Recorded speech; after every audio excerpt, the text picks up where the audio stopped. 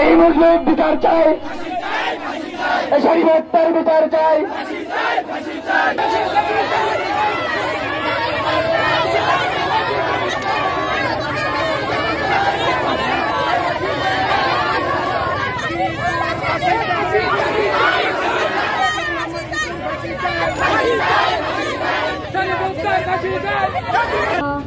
জেলা প্রশাসনের কাছে আকুল আবেদন যে ওই বন্দুক তার আত্মরক্ষার জন্য, সেই বন্দুক নিয়ে এইরকম না যে কেউ সালাম দিল না, তার পরিবর্তে সেটা মানে অপব্যবহার করবে, সে তার আত্মত্যাগের জন্য কিংবা আত্মরক্ষার জন্য।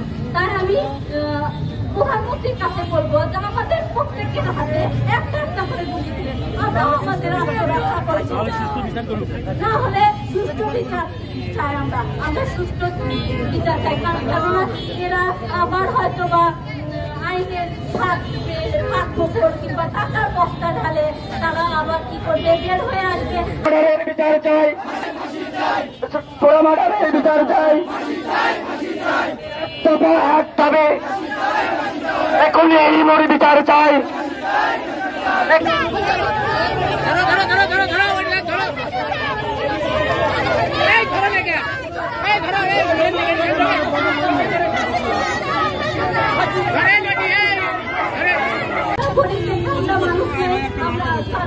প্রভাবশালী আমরা নিরস্ত্র, আমরা নিরাপদ নাই।